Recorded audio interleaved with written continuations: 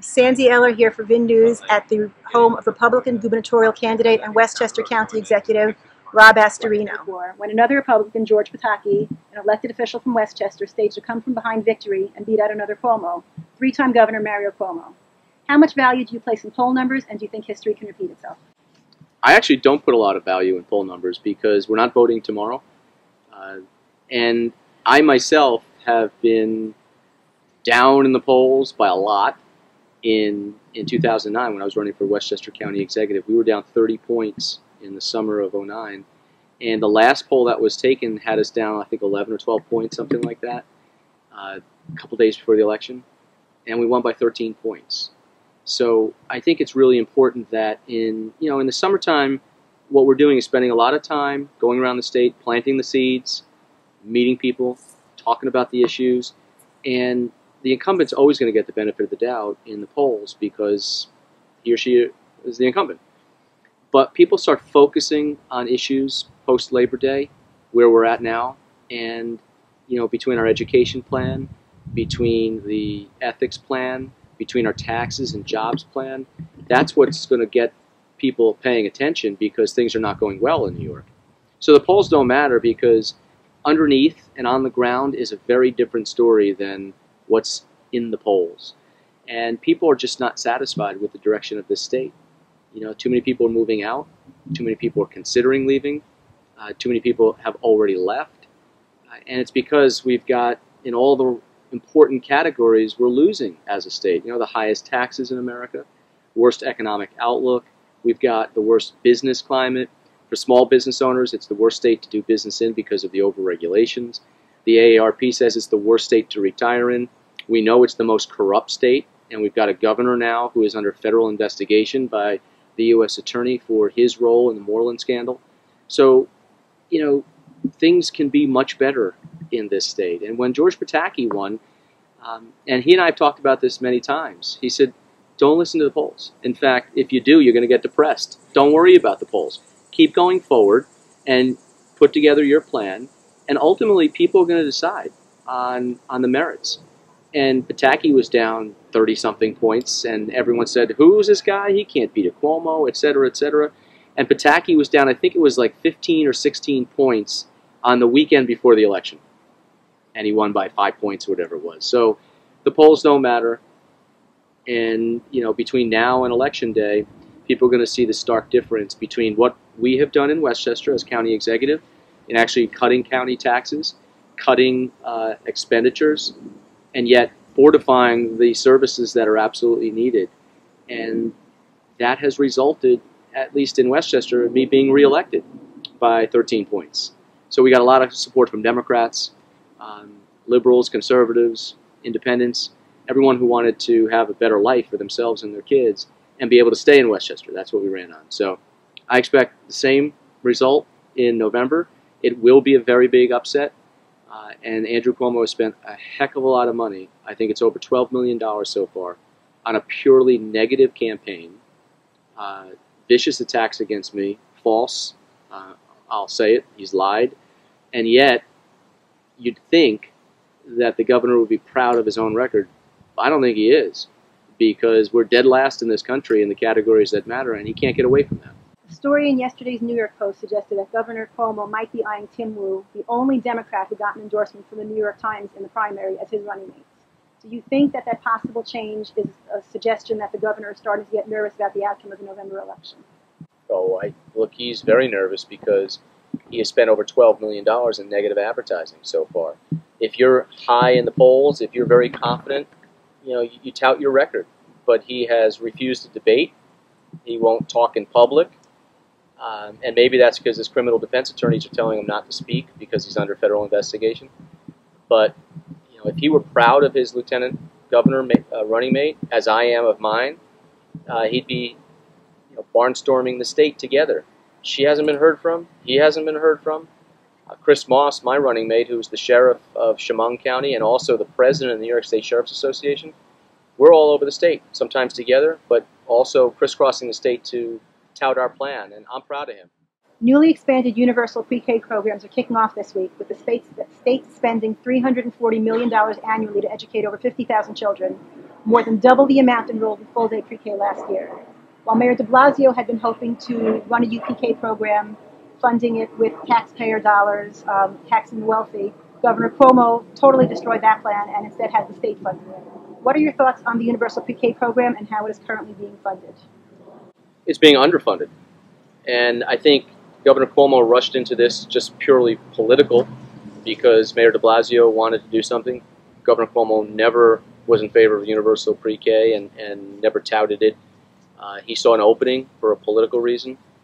The Citizens Budget Committee in New York City said for New York City alone, it's over $1 billion to do UPK correctly. Otherwise, you're probably dealing with babysitting. So he has set up a new program at $340 million, totally underfunding it. And it's basically an unfunded mandate because any district that goes into it is not going to have the funding in a few years, and then they're going to have to raise taxes in their locality to pay for it. But this is something that we need to get back to the basics. Kindergarten is not mandated in New York State. So you have districts with no kindergarten, you have districts with only half-day kindergarten, and no pre-K. Now we're rushing into pre-K just to set it up for political reasons, I think. What's going to happen next? What's going to happen next? You could literally have districts that you go from pre-K to no K. And how about just doing the kindergarten right first? We need to emphasize K through 12 more than anything because we're spending more in this state per pupil on education, and we're in the middle of the pack in results. So let's get K through 12 done correctly, as opposed to rushing into universal pre-K where they completely underfunded it, and set up a system where you will have districts that, if they go into it, are going to have to raise taxes to pay for it because the state is underfunding it. The parents in the Jewish community, in the Orthodox Jewish community certainly, are by and large sending their children to yeshivas, private schools, and the tuition bills can be astronomical. Parents have many, many difficulties just covering the basics of their children's tuitions. Right. The education investment tax bill would have provided foundations to benefit all school children in the state, public school, private school, but that was torpedoed in the state budget. Many point the finger of blame at Governor Cuomo. What are your thoughts on providing some kind of relief to parents who send their children to private schools? I think parents should have the choice where they want to send their kids to be educated. The education investment tax credit is something that I have supported from the very beginning. This will help the yeshivas. It'll help Catholic schools. It'll help parents of lower income who can get scholarships. And it's a good thing for New York. The governor promised this. He promised this publicly. He promised this to the Jewish community. He promised this to Cardinal Dolan. He promised this to everybody, looked them in the eye, and lied. And some of them have been calling him out on this. He said he was originally going to put it in the budget, then he did not. Then he said he was going to get it done in the budget process. Again, repeatedly said publicly he would do it. He did not. It was never high on his agenda. It is something that I think is very important enough that I put it in my 15-point plan when we rolled out our education plan this week. So it is something that I will not only advocate for, but also do my darndest to make sure it gets passed. The East Ramapo School District is a political hot potato. Yeah. The district is unique, probably in the entire country, with a disproportionately large number of parents sending their children to private schools. And the community is very much torn by this. It leaks out. It's not just the schools. If you go to any school board meeting, you can feel the hostility in the room. The people have been trying to bring up now a formula change in Albany that instead of basing the formulas on real estate taxes divided by the number of public school students, working with the total number of students in the district. What are your thoughts on the movement to change the formula and possibly provide some relief to this community? You know, the state education aid formula is something nobody understands. I was on a school board, and I didn't understand it. You ask superintendents, they don't understand it. And so I think there are many reasons to question the disproportionality of how aid gets distributed in the state. Because every district, whether it's a affluent district, whether it's a high needs district, a low income area, everyone wants education aid. I do believe more so, though, in parental choice. Parents should have the right to send their kids to whatever school they wish. And that's why I'm fighting for the EITC. And even vouchers in some areas where there are no other options, parents should be able to send their kid to wherever they want. I think East Ramapo is fairly unique. I know the governor has appointed someone to oversee. I don't know how necessary that was, to be very honest with you. You have a controller, and the controller, if he is doing his job, should be looking at the finances and rendering an opinion. That's solely the discretion of the controller. You know, we're in a society where majority rules. You know, everyone gets a vote. Well, as a parent in East Ramapo, you look and say, I don't want to sacrifice the quality of our public schools for the private schools. Right. We have to accommodate everybody, and that's really the bone of contention where the public school community feels, well, you may be the majority, but we still have to educate our kids. Right. And the idea that now you have groups working together across all communities saying, let's work together and let's understand that this district is different. Do you have plans that would accommodate particular districts like East Ramapo? Well, the Lawrence School District is not all that different either. I think one of the things that the governor should not do is be a referee. You know, I mean, that's you know, a lot of these are local decisions, and if laws are not being broken, in many ways, a lot of this has to be sorted out locally. And people within those districts, and this gets into home rule, and something that I fought for my whole life, and I'm dealing with the federal government right now on property rights issues, where the federal government, through Housing and Urban Development, is trying to dictate zoning laws in Westchester County. And it's something that I'm vehemently objecting to, even though there was a settlement that was done by my predecessor in '09 and I inherited in 2010. And that has to do with housing, and we're dealing with that. But that affects school districts too in Westchester, and it's something that the federal government is trying to roll out nationally, which would affect Rockland County, and it would affect Long Island and everywhere else. So I'm a big proponent on home rule, and I think very strongly in that, because once you allow the federal government to come in or the state to dictate, you're going to start losing control of your own neighborhoods and the legal process as well. So, I mean, I know East Ramapo is a thicket. You know, I mean, the one thing I would ask is that both sides allow the debate to happen in a respectful way, in a way that does not get so hot that people forget that you live in the same community. Kids go to the same school districts in many ways, and this is a process. And more than anything, hopefully it'll work out where people respect each other.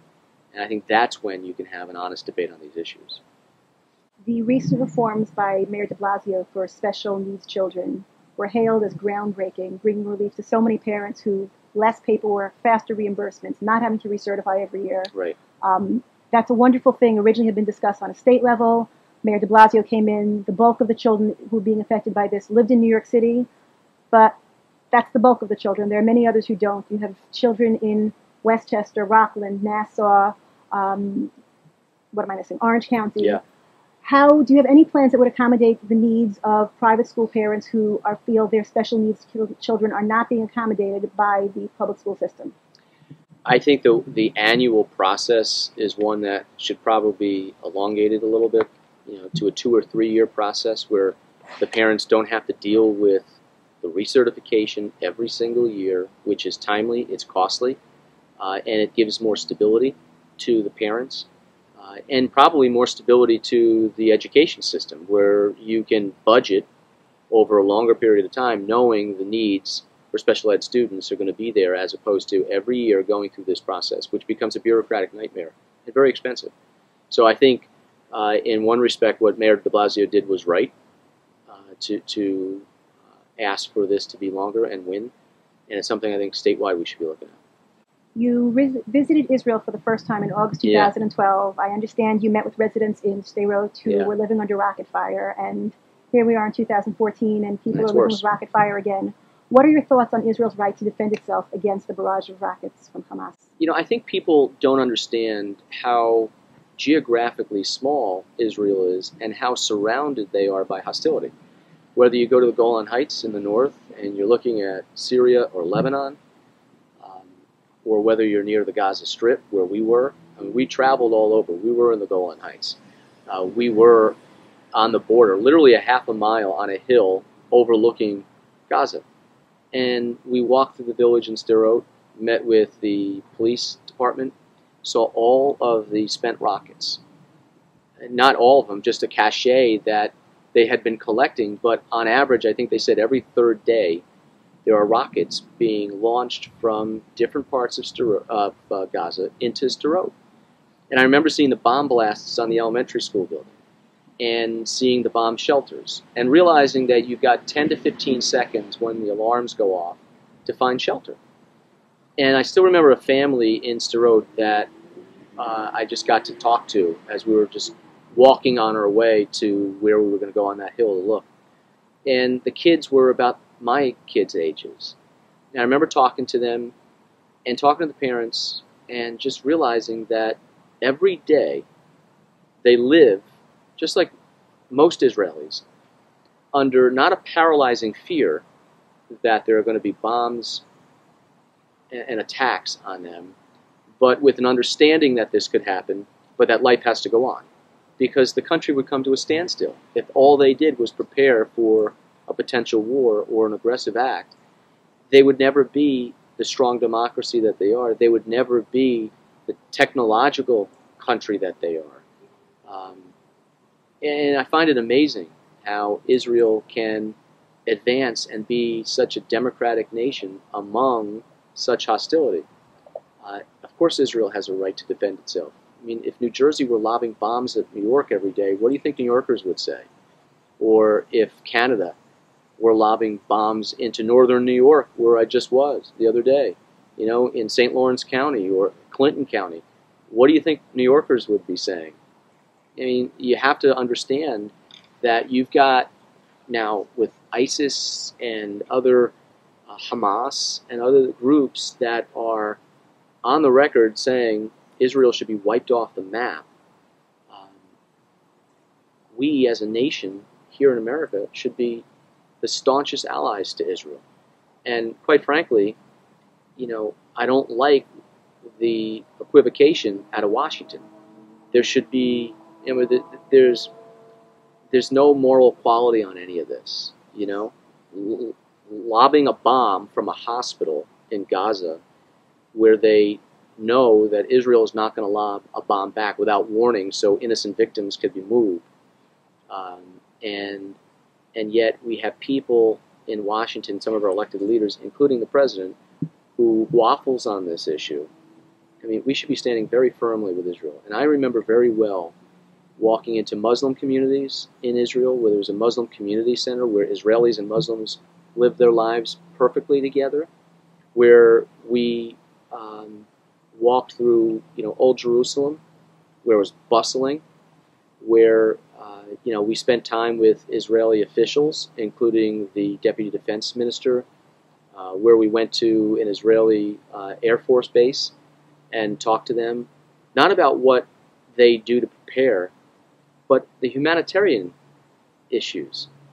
Nobody knows that Israel was one of the first on the ground in Haiti when they had their major earthquakes, and how they set up these tents and the medical supplies and the doctors that went over and the Israeli defense that went over to help protect. That's a story that's basically been untold. And yet Israel comes under attack every day from our own here in America and the United Nations. And I think we've got to be speaking with one voice in what should be one of our best friends and allies in the world. Do you have any plans to visit Israel soon? Not in the next 60 days, but it is something that I will go back as governor. I think there could be a lot of economic ties between Israel and New York specifically. We were in Haifa, and we went to see the amazing technology that they're doing there, and the direct link between Cornell here in New York and New York City. I think Israel's a fascinating place. My wife and I went 2 years ago. You have the amazing things like the Dead Sea and Masada, which is amazing. But just the everyday dealing with Israeli citizens and how they just function, knowing that bombs could rain down on them at any minute. And yet, life advances. They smile. They live normal lives. They're very productive citizens. And they should know that New Yorkers, but specifically America, should never turn their backs on them. As Westchester County Executive, do you currently have a liaison to the Jewish community? Me. I've been very active in the Jewish community. First of all, I've attended many APAC meetings. The AJC in Westchester, I've spoken at, and through the Westchester Jewish Council, where I get invited to speak all the time, and we deal directly with them because through Westchester Jewish Council, they have been actually performing functions for county government where they do it better and cheaper than we could do ourselves. So I would say the direct outreach is from me, as it should be. Same thing. I mean, I think the governor should be out and about in a very public way and dealing with the partners in New York. The Jewish community obviously is a very big community. Westchester, most people don't realize, Westchester is the 8th largest Jewish county in America. And so, you know, I'm glad just politically I did very well with Jewish voters in Westchester. And my outreach has been very real. And is it's it something reasonable to expect you could continue that as governor? Absolutely. I think it's the job of the governor. You know, this governor we very rarely see or hear from. You know, sitting in your office on the 2nd floor of the state capitol or on your 3rd Avenue building is not what the job of governor should be.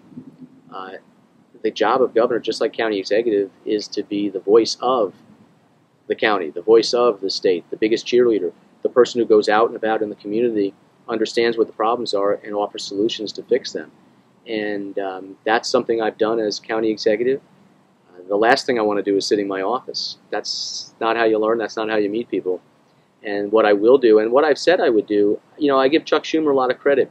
Every year he visits every county in New York State at least once. I think this governor doesn't know the 62 counties. I mean, there's been counties he's not been seen in 4 years. I think what I would do is every year, just like Chuck Schumer, I would be visiting every single county at least once. Town hall meetings, which is what I've done as county executive. I love those, where just everyday citizens can come and ask me questions. In fact, we called it Ask Astorino. Ask me anything, and I'll give you an answer. And if I don't know the answer, we're going to find out the answer for you. But I think that's the way where you become accessible. It keeps you grounded, and it gives you an opportunity to really understand what the issues are and deal with them. The Federal Court of Appeals recently ruled on New York City's ban on matitza b'peh, saying it unfairly targeted a specific religious group, while ignoring the significantly larger percentage of cases of herpes in infants. What are your thoughts on the New York City ban and the idea of any municipality trying to regulate religious practices? I think the First Amendment is there as the First Amendment for a reason. You know, this country was built on freedom of religion, which is something I feel very, very strongly about. I think what's happening in today's society is the words of and from are being enjoined. They're very different. This country is not freedom from religion. It's freedom of religion. There's difference, too. To say that God and religion should be whitewashed from the public square and out of everything, we're going in this country. It's becoming a wave of secularism in this country, which I disagree with. Now, there is a separation of church and state. I get that. But I think freedom of religion, freedom is very important, religious aspect of this. And so that's where I would lean towards. Let the religious community do what is important to them. Okay, final question. You are a Republican. Yeah. Jews typically vote on the Democratic line, but I'm thinking that in today's day and age, people are far less concerned with labels than they are with actions and seeing improvements in their lives. Any message you'd like to share with the Jewish community about, as governor, what you would be doing to just improve lives, enhance people's lives, and make things better in New York State? I think it doesn't matter whether you're Jewish, Christian, Muslim, Democrat, Republican. It really doesn't matter. If you live in New York, chances are you're probably struggling a little bit. Chances are you're having a difficult time paying your property taxes, which continue to go up and up and up. Chances are, you know, you'd probably like to have a better job or a job. Chances are you want to start a business and you're having a real difficult time in New York. And chances are you're thinking of leaving New York, as so many others have done. And so I'm here to say you don't have to live like that. This is New York. I mean, this is the best state in the country. And we have fallen on hard times. And we've fallen very far from where we were a decade or two ago. But we shouldn't settle for that. We shouldn't settle for being dead last in the country in all the categories that matter. And what we did in Westchester is something I'm very proud of, and it's something that I'd like to emulate for New York State.